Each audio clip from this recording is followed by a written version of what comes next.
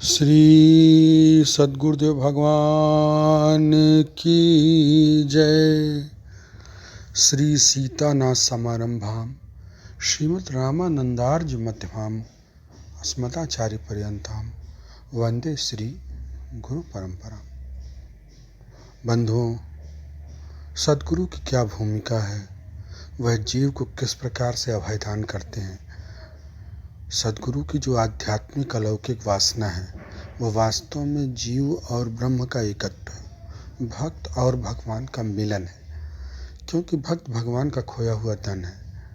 तो धन तो संसार में धनी के लिए होता है और जड़ होता है, परंतु जो ईश्वर का अंश जीव है वो चेतन अमल सहज सुख राशि है। इसलिए वो भगवान का रस है, आनंद में हेतु है, और भक्त के लिए भगवान परमानंद कारक ही हैं और इस संसार के दुखों से मुक्ति दिलाने वाले आश्रय है, शरण है। ऐसे में गुरु की भूमिका क्या होती है? गोस्वामी जी ने अपने प्रारंभिक चौपाइयों में ही वंदना प्रसंग में गुरु की भूमिका और उनकी जो चिकित्सा पद्धति है उसको स्पष्ट किया है।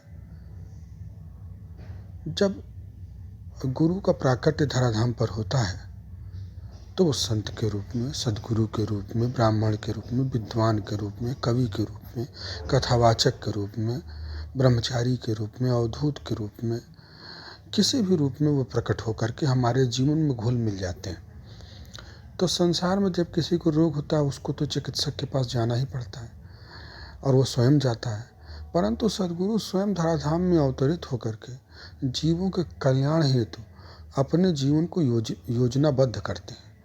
और यहाँ तक कि संत और सद्गुरु तो स्वयं जीवों के दरवाजे पर जाकर के उनको सद्मार्ग प्रशस्त करते हैं, उनके जीवन को रूपांतरित करते हैं। तो गोस्वामी जी कहते हैं कि सबसे पहले तो सद्गुरु को जिस भूमिका में गोस्वामी जी ने अभिव्यक्त किया है उस सद्गुरु की भूमिका सद्गुरु वैद वचन विश्वासा संयम यानी विषय ज्ञास। तो सद्गुरु एक वैद की तरह, वैद करता है चिकित्सा।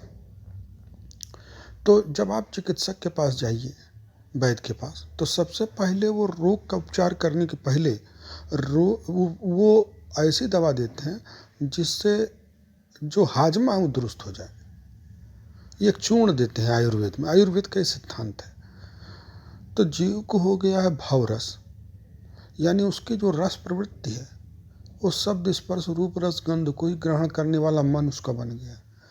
तो ऐसे में सबसे पहली भूमिका सद्गुरु की ये है कि कैसे जीवों की जो रस प्रवृत्ति है उसमें जो मलिनता आ गई है उस मल का निराकरण किया जाए। इसके लिए गुरुदेव के चरणों की जो रज है, बंदों गुरपत पदों परागा सुरुचि सुवास सरसंगवागा।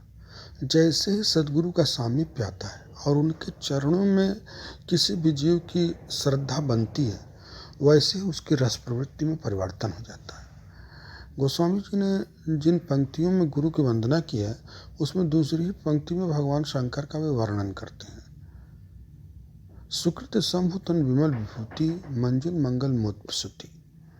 दरअसल भगवान शंकर सहज रूप से जगत गुरु हैं। बंदों बोधमयम नित्यम गुरु शंकर रूप। चिदाकाश की अभिव्यक्तियां हैं सद्गुरु, और उसके सबसे सटीक उदाहरण है भगवान शंकर। तो जो सम का विस्तार करे, कल्याण का विस्तार करे, वही शंकर है। और उनके द्वारा, संतों के द्वारा, सद्गुरुओं के द्वारा जो सुकृत्य है, माने जो उनकी दिनचर्या है, उसका अनुसरण करने मात्र से जीव का जो अंतःकरण है वो निर्मल हो जाता है। सुकृत संभुतन विमल विभूति मंजुल मंगल मोद प्रसूति। संतों के समीपता से ही जीव के अंतःकरण में प्रियता उत्पन्न हो जाती है, एक आनंद का वातावरण बन जाता है, उसके अंदर धर्मशीलता आ जाती है, सदाचार आ जाता है, शिष्टता आ जाती है, जिससे गुरु के आज्ञाओं को ग्रहण करने लगता है। तो केवल भाव रस से, रस की जो प्रवृत्ति है उससे निराकरण करने से जीव का उद्धार नहीं होता। उसको तो ज्ञान, भक्ति और वैराग्य का अमूल्य धन गुरु देता है। क्योंकि तात भगति अनुपम सुख मूला मिले संत हो अनुकूला। तो जीव को वो प्राप्त हो इसके लिए आवश्यक है कि वह निरंतर सद्गुरु के वचनों का अनुसरण करे। फिर गुरु क्या करता है, गुरु के प्रति यदि श्रद्धा बनी रही तो पहले तो श्रद्धा बनती है, फिर उन पे विश्वास आता है, फिर महाविश्वास। जो महत्पुरुषों का मिलन है वो दुर्लभ है, अगम्य और अमोघ भी है। श्री गुरुपद नख मनगन ज्योति सुमरत दिव्य दृष्टि ही होती। एक दृष्टि वो होती है कि जिससे हम इस संसार को देखते हैं जागृत अवस्था में। एक दृष्टि वो होती है जब जीव हिता नाड़ी में स्वप्न को देखता है। एक दृष्टि अनुभूति सुषुप्ति की भी होती है। परंतु ये तीनों अवस्था त्रयी में जो दृष्टि प्राप्त है, ये चिदाकाश में हमें ले जाने में या भगवान के दर्शन कराने में सक्षम नहीं होती, क्योंकि अज्ञान का अंधकार बना रहता है। परंतु गुरु की कृपा से दलन मोहतम सोप स्वप्रकाशु बड़े भाग उड़ावे जैसो।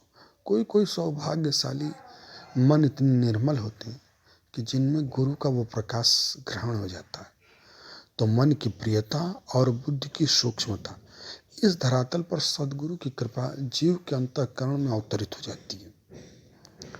जब यह अवतरित हो जाती है तो उघराई विमल बिलोचन हिय के मिटे दोष दुख भाव रजनी के। तो एक ऐसी दृष्टि खुल जाती है कि जहाँ अज्ञान का अंधकार नहीं है, जहाँ वासना की उमंग नहीं है और जहाँ आशाओं की भेड़िए हमला नहीं करती। इस प्रकार से जीव वैराग्यमान होकर के, जिज्ञासु होकर के, प्रेम की उत्कंठा और व्याकुलता के साथ अग्रसर होता है। और जब वो उस दिव्य दृष्टि को प्राप्त कर लेता है तो सूझई रामचरित मन मानिक, गोपूत प्रकट जहाँ जो जही खानिक। तो ये भक्ति का आविर्भाव है बंधुओं, क्योंकि गाइए रामय सुमिरिए रामय सुनिए संतत राम गुण ग्रामय। तो इस प्रकार गुरु अपनी चिकित्सा से जीव को आनंद का जो मूल है, तात भगति अनुपम सुमूला, उस आनंद मूल को ही प्रदान कर देता है।